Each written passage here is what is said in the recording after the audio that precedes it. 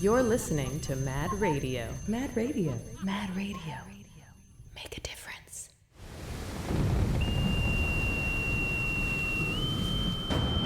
Quick, me lads! Hoist the rigging! Aye, Captain! Splice the main brace! Batten down the hatches! Aye, Captain. I'm going below deck to get the show started.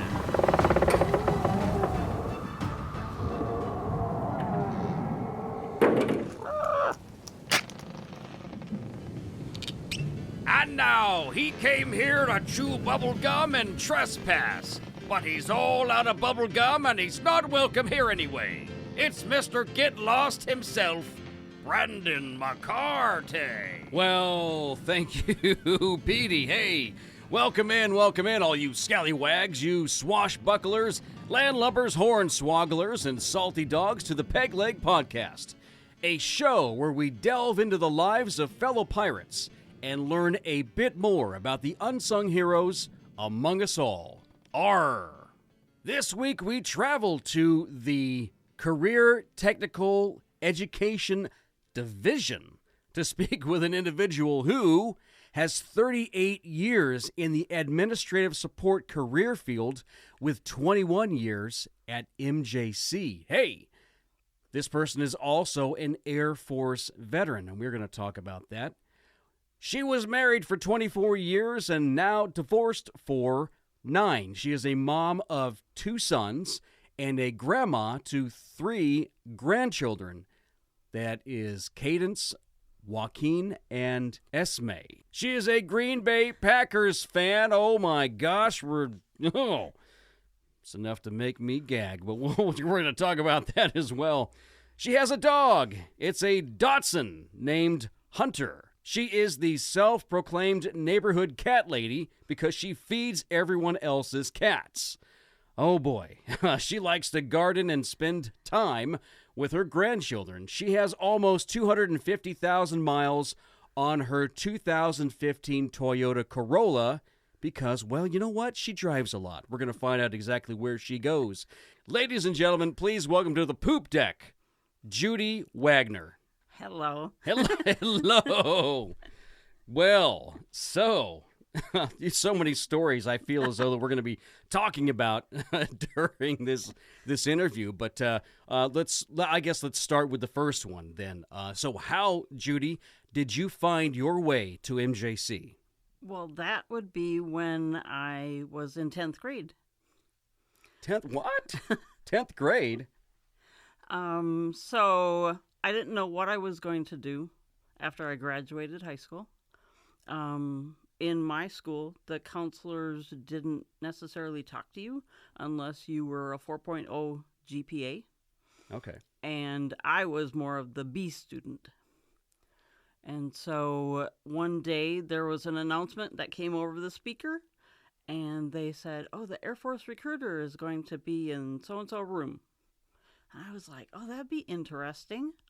So I went to go talk to the person, had the conversation, had multiple conversations whenever they continued to come back and visit, and said, you know what?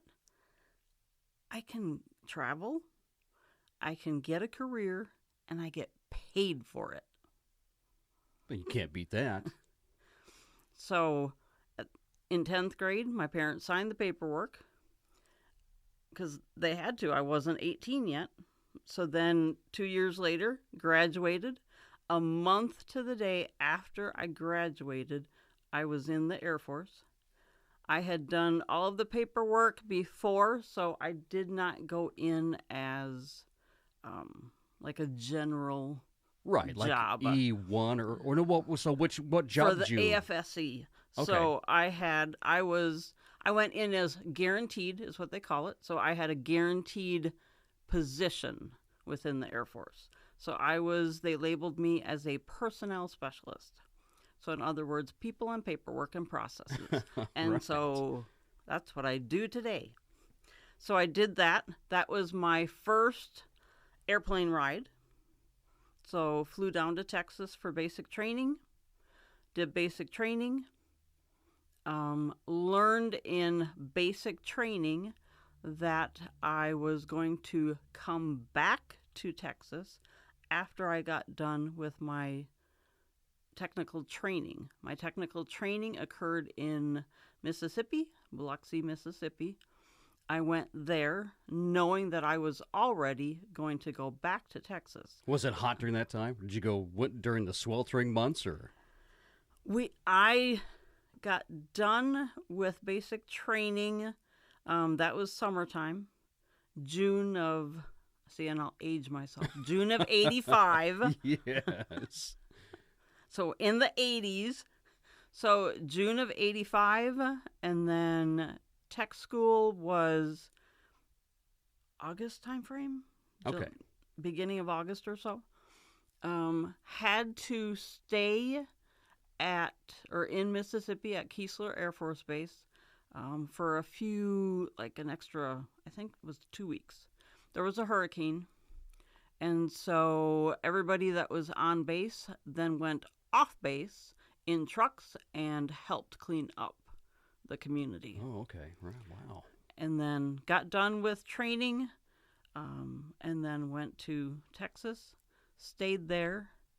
Kind of said to myself when I was there, so I was there for 85 to 87, May of 87. And then told myself, okay, Texas, Mississippi, and Texas again. I'm not traveling very much. So there's a piece of paperwork that the Air Force provides you, and you can put down, it's called a dream sheet. So you can put down whatever location you hope to get stationed at. And you put Hawaii, right? No. No. Actually, I put the number 99. 99. Which meant worldwide. I would go anywhere. Okay. And so once I did that, then in June, July, August of 87, I got stationed in the Philippines. Of all places. So I was at Clark Air Base in the Philippines, stayed there, and then met a guy and found out I was pregnant. And at that time, in the 80s, you could get out of the service when you were pregnant. And so with our two career fields, it wasn't guaranteed that we would be stationed together. And so based on that, I said, well, I think it's time for me to just become mom and find another career. So I got out, went to South Dakota because that's where he was going to be stationed. Had no place to live. Found a realtor that would take me in, so I bunked in one of her bedrooms. We then found a rental for me to move into. All of our housing stuff got sent there. And so at 9 months, or almost 9 months, of being pregnant, here I am in a 3-bedroom rental, pushing a console TV. Again, that's dating myself. Pushing the console TV with my feet so I can get it in the location that I need to get the house set up. Wow. And then a few weeks later, in January of 89, because I got out in 88, in January of 89, then my first son was born. And so then after that, we were in South Dakota. I was a civilian, so I worked for the Army National Guard. Okay. And then we got married, so then the husband then got out of the Air Force. And we moved to California, Lompoc. So we lived there. Then it was for his job. And then for his job, we moved to Pennsylvania. And in Lompoc and Pennsylvania, I had the same job. So it was easily transferable. I was a secretary for the Air Force recruiters in the area. So Pennsylvania was easily transferable. I found a secretarial job for the Air Force recruiters there. Then it was like, okay, it's time for us to move again.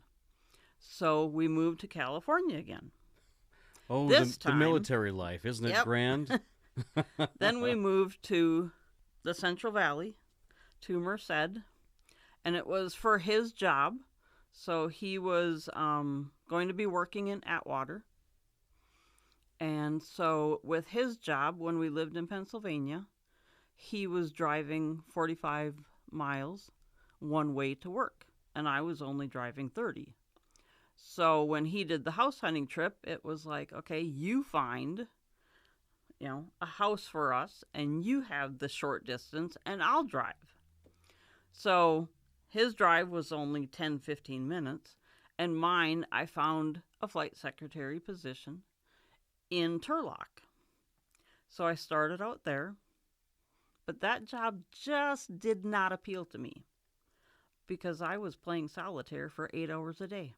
Oh, no. So it was nothing like the other jobs that I had. Right. And so I took 2 weeks vacation and said, I need to look for another job. I have no idea how I found it. I'm assuming probably newspaper advertisement back then, because that would have been in 2001. We moved out here. I found an ad or a job posting for MJC. And so I was like, okay, I'm going to apply. And it was a fast turnaround because I was hitting the end of when they were having it open. I applied, got an interview right away, and then I was driving home and I got called by Gloria Wilson. And she said, Judy, we'd like to hire you. And at that time, you didn't have to wait for board approval. You were just started immediately. Mm-hmm. So my first day at MJC was December 3rd, 2001. Wow. Wow. And I've been here ever since. I've worked in ag, so that's where I started out. And then I worked for Tech Ed, which was a department then. It wasn't a division. It was a department. Then I moved to Literature and Language Arts, their division. And then I moved back to Tech Ed, and at that time, then they were a division. So 21 years, almost 22 at MJC. You have been all over the place. So it sounds like you actually got to move around while in the Air Force or part of the Air Force, just not to all the places maybe you wanted to go. So where then did you grow up? I am originally from Wisconsin. Left, like I said, 1 month after I graduated, but to this day, I talk to people and they're like, what's that accent? Yeah.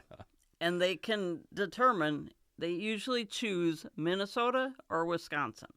Some have chosen Iowa, but they'll choose those states. And I've been back to visit a few times, but not very often. But I still have the accent. Now, was this just a place in town then in Wisconsin that you just really you wanted to leave? You wanted to go and explore? Or what kind of, tell me kind of what was the upbringing? What was the environment at the time? It was a town of 1,200 people. My graduating class was 107. It should have been 111, but 4 people didn't pass. Ooh. And then 107 is with 3 cities within it, or 3 towns, because they aren't very big. So just small towns. You have Colby, Wisconsin, so that's where I grew up in. Okay. Colby is a town, a small town, but it's known for its cheese.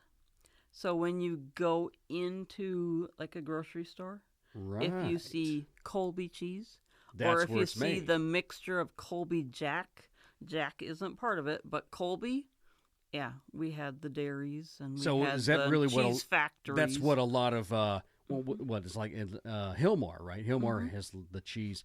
Was that where you you didn't want to end up? Was working for the cheese factory when you were growing up, or is that did a lot of people do that then that were from that area? Some people did. It was just not my thing. I wanted to travel. I wanted to get out. I wanted to go see the world. And I was one where I was a B student in school. I did a lot, I did some of the secretarial classes that they had. I learned how to type in high school. So I had that. I did a little bit of like computer science where we created games on the computer, accounting. So those were my passions. It was the people, paperwork, and processes. Right. What's your favorite kind of cheese today? And see, that's the funny stuff. Yes. I am from Wisconsin. Yeah. Not California, the land of the happy cows kind of thing. Right. But I'm from Wisconsin. And I'm not a fan of cheese. At all. I like caraway cheese. I mean, I can eat a grilled cheese sandwich. I can have cheese on like salads, Sure. different things like that. But to eat it plain, it needs to be the American slices that are already prepackaged, Yes. or it needs to be caraway. Okay. Otherwise, I'm just not a fan of it. I mean, I'll try stuff, but not a fan of it. Well, there it is, coming directly from a Wisconsinite, or what do they call? What are they? They are Wisconsinites. I got it right. Wow, look at that. If you will, tell us about some of your hobbies outside of work. Spending time outside Yes. is what I like to do. So whether that be gardening, just spending time with the grandkids. My grandkids like to be outside, and they know Grandma, or Ma as I'm called, likes to do things outside. So they've got a trampoline in the backyard, so we go play on the trampoline. Not me. I'll let them go run around, Yeah. and then I'm supposed to try and tickle them. But it's mostly the gardening. I actually like mowing lawn, picking out plants, whether they're flowering plants, whether they're vegetable plants, trimming the trees, feeding the birds, listening to the birds sing, anything outside. Going for, walks, finding a park. I found some awesome parks in the Bay Area, and just go hiking out there and just enjoying the scenery. What are you growing in your garden? My garden is on the side of the house because I have my patio door gets the hottest sun of the day, so I can't have too much on the patio. Okay. So mine is all on the side yard, and it's mostly just tomatoes because it gets so hot in the backyard. But I've got, for like the vegetable garden, it's usually just tomatoes, sometimes peppers. I haven't figured out what I want to grow this year, but I've got gardenia, and I've got some just unusual plants that I get from the ag nursery.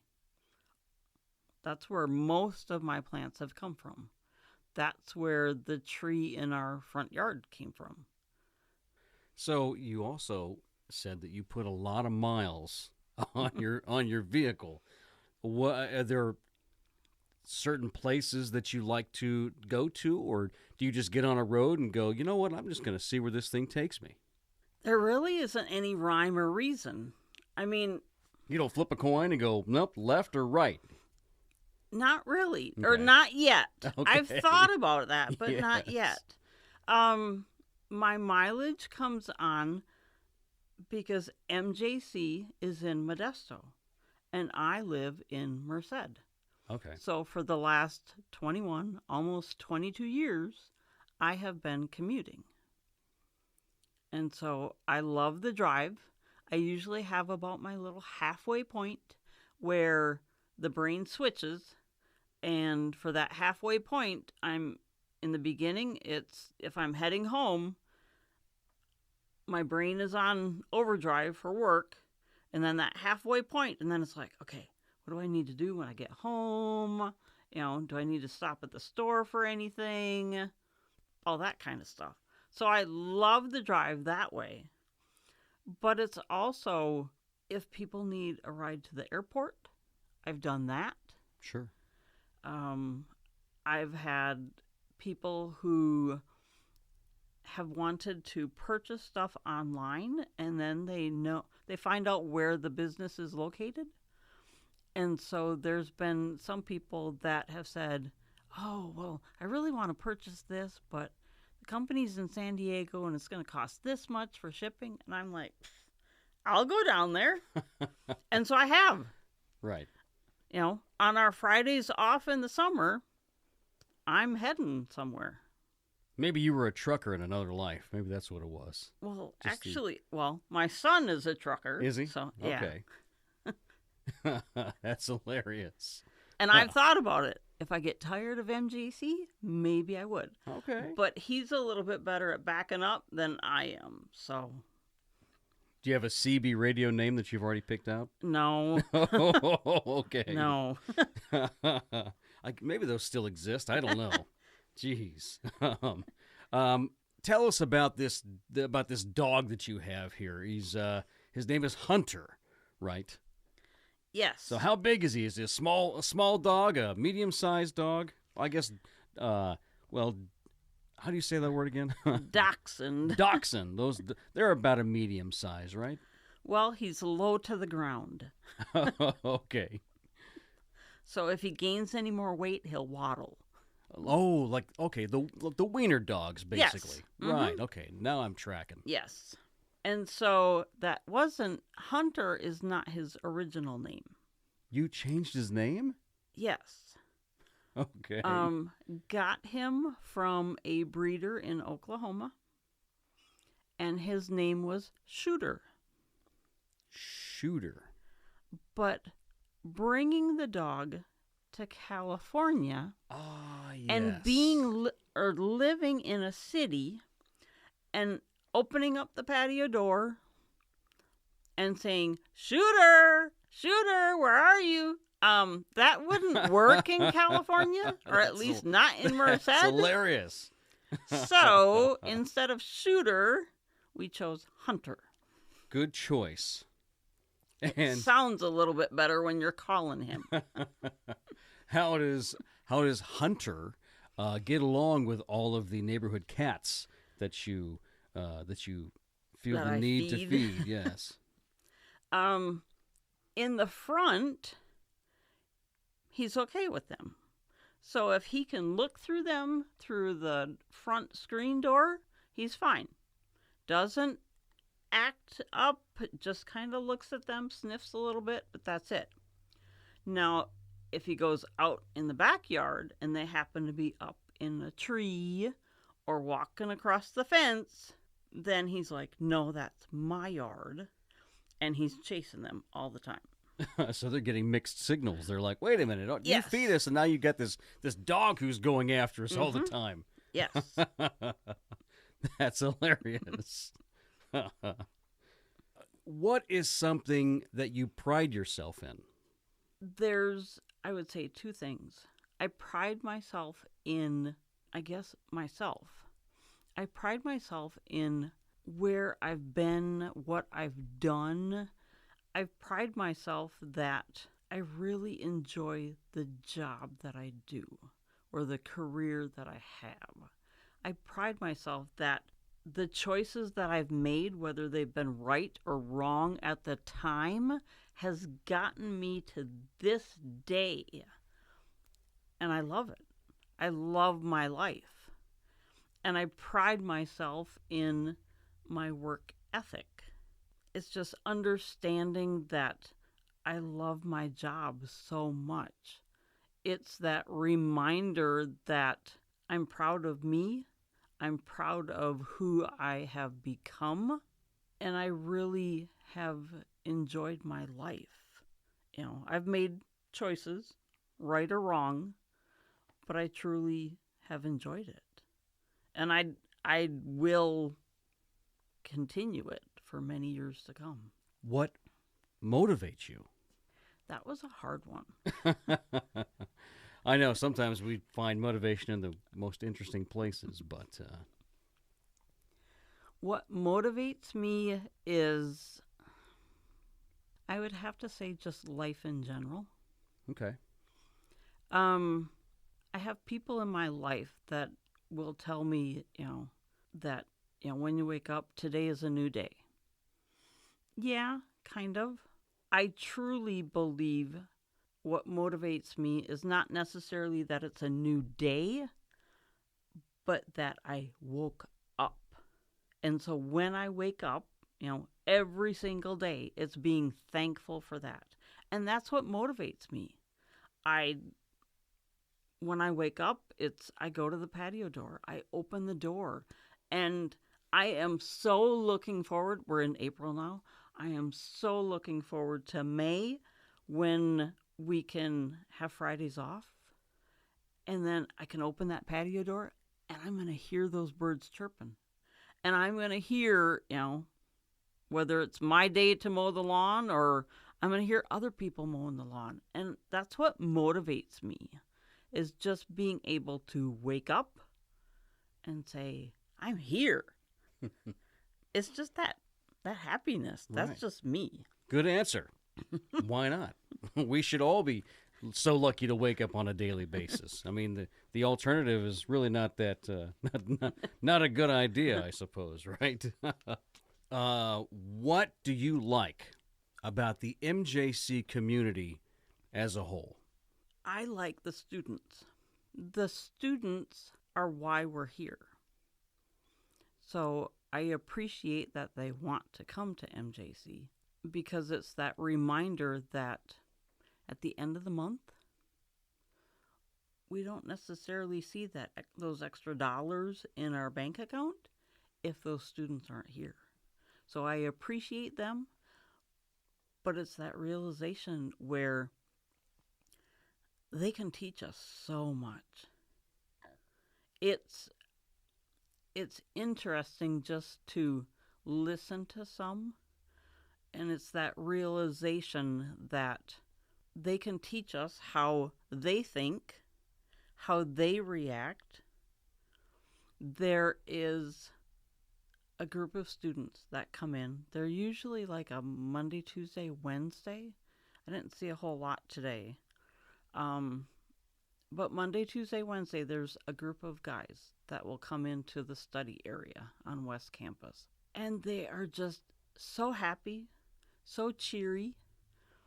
And in our study area, because of COVID, we know that the students need a little bit more interaction. So we've lured them in with goodies. So sometimes we'll have fruit out there, sometimes we'll have chips out there, sometimes it's candy. But there haven't been very many days this semester that they haven't poked their head up after they've picked up whatever they wanted to get from the table. And they've always said, thank you. And so it's just realizing that we can touch the students just by doing some of those little things. And we can be taught from them that's for those students, that's what they need. And there's students in the study area where there's some that they just need that quiet time to study. They need that location. They need us to be able to say, I'm going to open my doors and I want you to come in and I want you to feel comfortable and study. So it's the students that I enjoy from the community. I don't know that anybody has even mentioned that yet, so I'm glad that you I'm glad that you put that out there. I'm not throwing anybody under the bus, but I'm saying I'm glad that you incorporated I love my that. students. Absolutely. I call them mine, and I call them all my faculty too that are in the area. Yes. Yes. Where are some of your favorite places to eat? To be honest, my favorite place to eat is my house. Okay. I really like leftovers. Everybody, if they know me, knows that I'm usually working late. Then with the hour commute home, then it's getting home and then it's doing the household stuff that you have to do. Sure. And so I like to eat at home. Sunday is usually my day where I go grocery shopping and then I'm usually cooking. And then I usually cook enough so it lasts throughout the entire week. I have no problems eating leftovers. And so I like just my house. Doesn't mean that I don't go out to eat, Right. but I really like just cuddling up in the chair or on the couch and just watching TV and eating there and just enjoying. Is there a favorite dish that you like to prepare that you're like, oh man, I can't wait to eat this? If we talk comfort food, then it's just usually buying a pizza and cooking that at home. Okay. Or comfort food to me is macaroni and cheese. Are you adding anything to it? No. No. No. How about ketchup on top? No. That my grandchild does. I've been known to But do no, that a not few me. times. Nope. No. Okay. He likes his with eggs and ketchup. So Oh. it's macaroni and cheese and eggs and ketchup, and that's what he has for breakfast. So if he spends the night on the weekend, I have to make sure that I have macaroni and cheese and then make some eggs for him for breakfast. Interesting. I don't know that I would put eggs in there.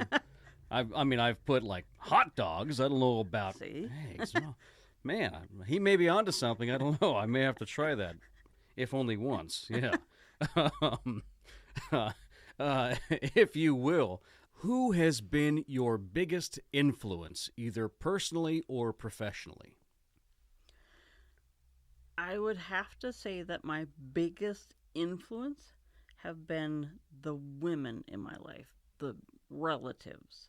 So my grandmother retired at the age of 87, Goodness. and my aunt, or one of my aunts, retired at the age of 85, and my mom has not retired yet, and she just turned 77. Woo.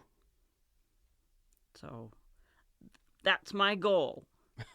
Yes. And they're all living. Yeah. So my grandmother is still in her 90s. My aunt is in her 90s. And so that's my goal in life, is they loved their job so much that they just kept working. And they were healthy enough to continue to work. Sure. Yeah, absolutely. So that's who influences me. Okay. Well, I don't know that I'll be at the college until I'm 80, but we'll see what happens. Yeah, if you had a free plane ticket to anywhere in the world, where would you go and why? Well, I mean, we're talking earlier of I like to travel. Yes. So, sorry, I'm not going to take a plane ticket to just one location. Oh, You of have course to not. give me a plane ticket to travel around the world so Well. I can do multiple locations. If you only had one to choose, though, I where don't know if I could. really? I- You don't have a burning desire to go to like one particular area No. to see something, or When I was growing up, my parents would take usually a week, sometimes two, depending on their work schedules, and we would travel throughout the state of Wisconsin. So they would pick different areas of Wisconsin, and you learned about each area as you traveled there on vacation. And so that's the way I look at traveling. I learn something each time I get in the car. Even if I'm driving home, there might be something new that I see, or there might be somebody that now still has their Christmas lights turned on. It's seeing all of that and enjoying it. So to travel, I'd go anywhere and everywhere. I haven't been to every state yet in the United States. Been to quite a few, but not every state. I still need to hit some of the New England states. Oh, okay. All right. But I really want to travel to Mexico because of the ex-husband, because that would be part of my kids' heritage. Okay. So I would really love to travel there. But I'd also, because I've been stationed in the Philippines, the base is no longer there, but I'd still like to go back and see that area. And then I've got one of our former MJC coworkers is going to be moving to England. And so I kind of want to go over there. So give me a plane ticket for around the world so I can stop at multiple locations. That's fair enough. Fine. I guess we'll take that answer. But you have to be more specific on this one, though. This one's where everything. This is for all the money right here. So, if you only had 3 albums that you could listen to for the rest of your life, what would they be and why? Well, I'm not so particular about the albums. Okay. But I can tell you like 3 types of music. So one would be Chicago. Any music from them. Early stuff or anything. Anything from Chicago. Yeah, because okay. I've seen Chicago perform, but I just have always liked their music, whether it be the early, whether it be the 80s stuff. I like it all.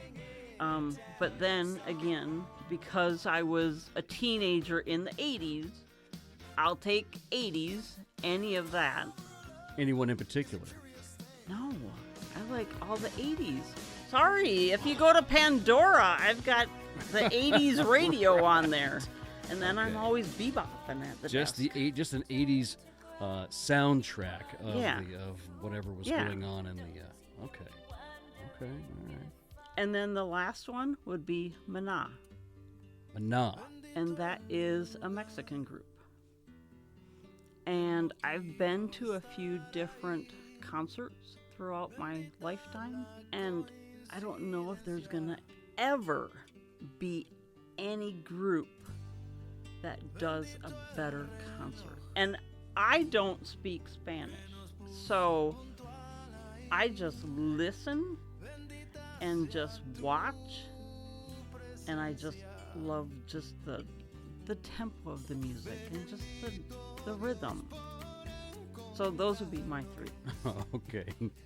We'll try to find something from the 80s to throw on there. That'll work, I suppose. Well, so do you have any parting words of encouragement for us? My words of encouragement would be to embrace every day like it's no other. That it's totally different. Just fully embrace every single minute and hour. And have passion for what you do. If you don't have passion, then do something different. Get out there and figure out what your passion is.